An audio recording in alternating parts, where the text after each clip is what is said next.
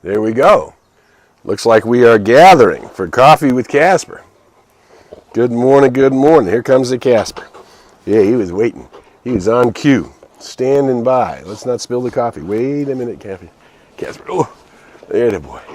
Good morning, good morning. It's 8:28. We'll be gonging ourselves in at 8:30. Let me know where you are. Good morning from Boise. Hi, Loretta. Nice to see you this morning. Good morning from Palm Desert. All righty. Here we come. We're checking in. There's the Casper boy. He's already here. Hey, you're knocking off my microphone. Hey. Don't knock off the microphone. Do it. Good morning. Let me know where you're here. We're going to gong ourselves in just a second. There we go. There's the coffee boy. Hope you have your coffee or your beverage, whatever you're enjoying this morning. Good morning from Central Oregon. Nice to see you this morning. All right. There's a coffee boy. Here's a Casper boy. Good morning, good morning.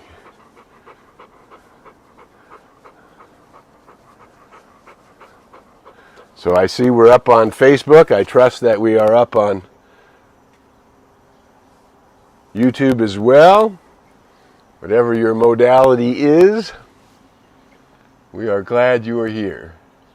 And we're rolling away. There's 8:30. We're going to gong yourselves in. Let me know where you are, where you're checking in from. So here we go. Good morning from Albuquerque. Good morning day from Boise. Nice to see you all this morning. All right, let's everybody take a deep breath. At the end of the breath, we're going to let out that sound ah. So big deep breath in. Ah. We're going to do it one more time, giving ourselves permission to just be present for these 20 minutes. Taking a deep breath in, let out the sound ah. And then let your energy rise into your heart center. Release your shoulders, relax, and good morning, good morning. I'm Harry Morgan Moses. You are just tuned in with Coffee with Casper. We're here every Tuesday and 24/7 by Googling Harry Morgan Moses or Coffee with Casper. Find it either on YouTube or Facebook. And there's a bunch of us gathering from all around the world. We were glad to hear from our friends in the Polynesian Islands last week. We're happy always to see our friends from Hawaii. We're happy to see our friends in Norway. It's a wonderful thing, and a nice group in the UK as well. And, of course, big changes in the UK. And my, oh my, we all adjust. Changes happen.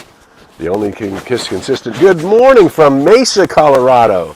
All right, nice to see everybody this morning. Well, so what we want to talk about today, what I wanted to talk about today, hope you want to join me in the conversation. Our intention, as you know, is simply to network lightworkers. Since the beginning of the pandemic, there was a tremendous amount of race fear, group fear. And so we thought, well, what if we just took these universal ideas that you and I have come to understand, because we've come to understand there is only one life, one energy. Energy and matter are equal and interchangeable. Doesn't matter how far out into the cosmos you go, it's still the same energy.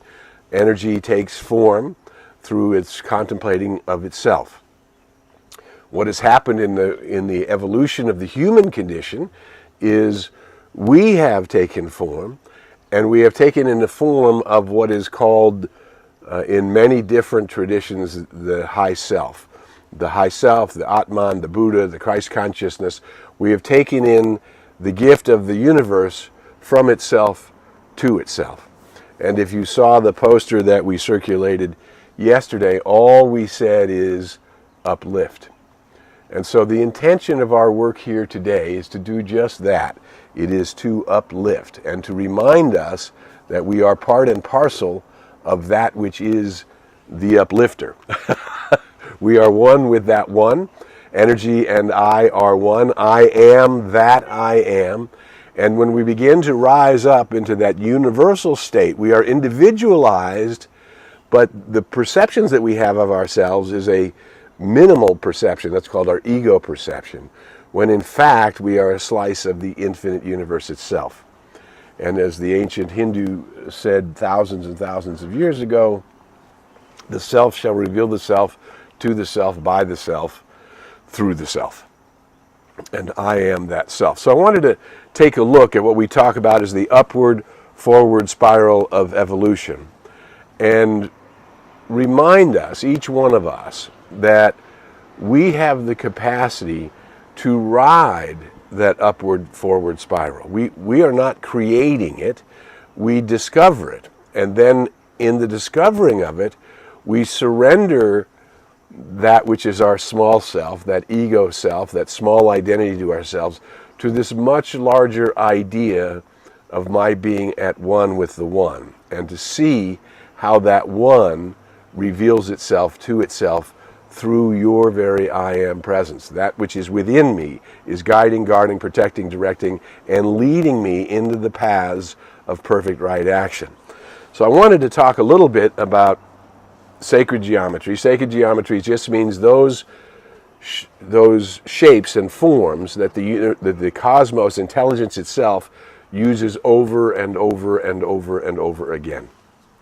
So when we talk about the unity of all life, what we say is, well, the only way to sort of symbolize the unity of all life is by calling it a circle, right?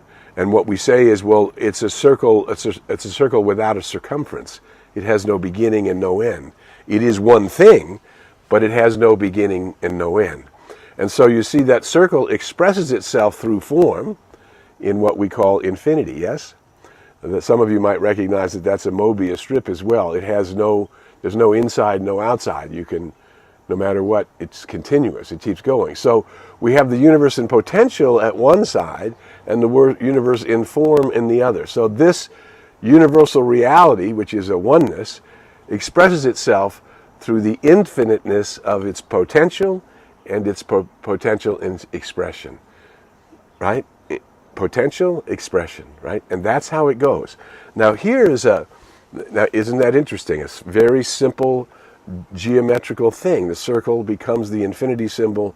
The infinity symbol has no inside, no outside, no beginning, no end. And it's a symbol for that which is bigger than our mind. Good morning from Arizona this morning. Good morning from South Carolina. How fun. We're glad. Good morning from Hollywood. Beautiful, glamorous Hollywood. Right there by the Hollywood Bowl. Exciting time. So the upward forward spiral is this self revealing itself to the self. So here is another shape that the universe likes. Intelligence likes this shape. It's a wave. Do you see the wave? The wave comes this way, but the wave wraps into itself. And you can see, if you've seen a conch shell before, you can see it wraps around, and inside it's wrapped and wrapped and wrapped. You can see from here, it's unfolded into itself, right? So as we go up this spiral, as we become conscious of who and what we are, we start to go up this spiral, and it opens itself to us. It reveals itself to us, and it reveals itself to us and through us. So the story that you may have heard me tell before, but it's a meaningful story. If you were living in a valley that was surrounded by rock walls, and on the bottom of the rock wall there was water and fauna and fruits and vegetables and soil and ways to grow, yet what we would see is your perception, if that's where you were, all you ever saw, you would see that your perception of the sun, which is going from here all the way across the horizon, but inside that rock valley, the sun only shines a couple hours a day. And so you would believe that the nature of the sun is that it only shines a couple hours a day. And as we know, the sun is shining all of the time. It is the earth that's turning, and how much sun is revealed depends on where you're positioned in the earth, yes? So if one day a brave sojourner decided, I wonder what's up on the other side of those walls, and they decided to climb the walls, they would come outside of that valley and outside of those walls and see the 180 degrees. They'd see the whole perspective of everything that's there. And when you rise higher up, right, when you come up out of that valley and look around, when that is unfolded, released, shown to you, you go, oh, my perception of reality wasn't right. There's a whole other world that I didn't know about. And that's where we all are. We are human beings having this human experience, and when we forget that we came from the light, we put on a coat of skins, and we return to the light, that our actual nature as a being is this at one-ment with light itself, to be one with that light from which we emerged, to take the form, and then to surrender by means of choice. It's not losing your authority to choose or your freedom. It's quite the opposite. It's giving up your need for struggle and strife and fear and doubt and all of the human miscreations that have come along over these eons of times. Belief in prejudice, belief in separation, belief in limitation, believing in lack. All of those ideas created fear patterns within us. Depending on our heritage, we grew up in some kind of fear pattern, and most likely are recreating it until we decide, I will be that sojourner, and I will climb up out of the valley, and once I climb up out of the valley, I will look at the incredible perspective around me and now try to understand it from this new place. And that's what revelation is all about. That's what transformation is all about. And the master teacher said all those thousands of years, a couple thousand years ago, be ye transformed by the renewing of your mind. It might have been Paul who said that after those teachings. Be ye transformed by the renewing of your mind. In other words, once I climb up out of that valley of limitation, and once I see the great vistas of possibilities, now I must change my mind. I must renew myself to the reality of the light shines sometimes 12 and 14 hours a day, not 2 and 3 hours a day. All of a sudden we go, this is a universe filled with light and opportunity and potential. When I was down in that beautiful valley, I may have been content, but I wasn't seeing things as they actually are, right? So then when we rise up, it's not like you can't go back down to your valley, but when you rise up, you're aware of a much bigger and broader world, yes? You and I have that opportunity to rise up into our true and eternal nature, and to call that nature by means of surrender, meaning surrendering my small self to the much bigger idea of who and what I am.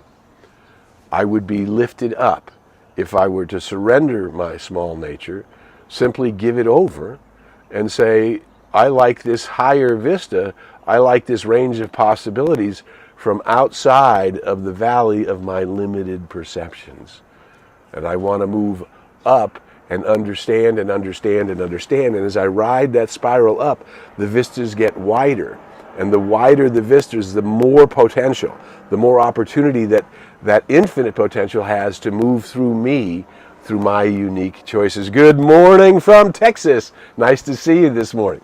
So this is again, what we came here to, what we're doing as light workers gathering here on Coffee with Casper, is connecting, reminding ourselves that the decision to hold on to our egoic perceptions, our limited points of view, simply is the unwillingness to quiet the monkey mind, or what Judge Thomas Strode called the neurotic thought patterns, which have a tendency to repeat themselves endlessly, right?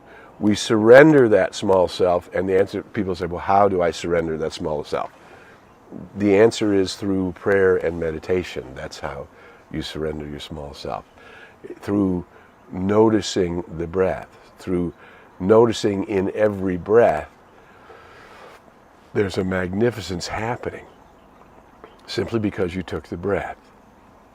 And your breath, and that breath that you're breathing in, is more important than the thoughts that are spinning around in your mind. The breath in the eternal now is more important than the thoughts that are spinning around in your mind. Now, when we calm down, when we, through our daily practice, and we learn to quiet the monkey mind, that neurotic mind, through meditation, we then move into creation. Meditation, as the philosopher Ernest Holmes said from the last century, meditation is for the purpose of in-breathing life. And prayer, and affirmative prayer, is for the purpose of using that life for definite and specific purposes. That which brings more life is how I am given the opportunity through potential. I am given the opportunity to bring more life through my cooperation with the law of the circle, through my understanding that that which vibrates out from me returns to me as the forms of what I'm actually believing. So people often ask, well, what is it that you're actually believing? And the answer is, how's your day going? How's your life going in this very moment? Is there fear, limitation, doubt? Is there anxiousness? And this is all normal. These are normal human things. And how do we deal with them? In the last couple of nights, I don't really know why, in the last couple of nights, I've had anxious dreams about being tardy, being late for something, not being able to get it done in time to get there. Anybody ever felt that? So I had to keep, every time I woke up with that anxiousness, I had to come back to our beautiful room, to our beautiful space, to the wonderful new little kitty, and realize, that's living, of course, in our room, and realizing that everything's fine, that I haven't forgotten anything, that I'm not late for anything, that I'm on track and on time, and that which is the I am that I am is guiding, guarding, directing, and protecting me. So I sleep in peace, awake in joy, and live in the consciousness of the all-good. I need to speak back to my anxiousness, but not from a place of anxiousness or resistance, but from a place of an invitation to that which is the I am that I am. That which knows and knows that it knows would enter into my awareness, that it would move through the cells of my being, that I might be more at peace, therefore more attuned, and therefore more able to tolerate my bliss. To tolerate your bliss means to make room for your good. So, good morning, Sharon, from wherever you're checking in. It's Sheila, probably from up here in the mountains of Southern California. Nice to see you, Sheila. So, the wisdom that we are seeking is not outside of ourselves. It's higher than we are. It's bigger than we are. But as we've talked about before, that which is the highest idea of intelligence or energy of the one, or God, and that which is the deepest idea of intelligence or energy or God is the same thing, and is accessible through the same way. What we are is energetic beings. What we know has been taught through thousands of years of awareness. We have what is called chakras, energy centers within us, ranging from the crown chakra all the way to the base chakra, and of course more minor ones and subsystems of acupressure points and meridians and so forth. So we're energetic beings. How do you invite the energy of the universe to show you, to unfold the layers that are already there within you, to unfold them to your awareness? Ooh, the beauty of that, to unfold that which is already in you, but its potential unrealized until we become conscious of it. And this is why your need to make the decision to surrender to that force. It's not a surrendering of your power or of your individuality or of your uniqueness or any of that. It is in fact by surrendering to that we become more in tune with our I am nature, the more in tune you become with your I am nature, the more your individuality is expressed. And the more your individuality is a contribution to the whole, that the vibrations coming from me, because I understand I've been given the law of the circle, that which comes from me returns to me, right? So it's all about how I am consciously using my own vibrations so that I can expand my tolerance of the infinite good, of the infinite one, and be therefore an avenue through which infinite good is moving through me, bringing me health, wealth, love, and success, making me realize that I came to bring the light that is everyone's purpose, no matter the unique way you might want to do it. That's your gift. But everyone's got the gift, and everyone can unfold. Every race, every creed, every color, every way of being, everyone is welcome because everyone's already been included. So it's our consciousness that must open and welcome and include. You are that place to open, to welcome, to include, to invite the magic, the divinity, the grace of the energy of the one to lead you into the paths of perfect right action. Who you are is something magnificent. I'm Harry Morgan Moses. This is Coffee with Casper. If you found anything valuable, share it on your network, share it on LinkedIn, share it on Facebook, like it on YouTube, follow, whatever.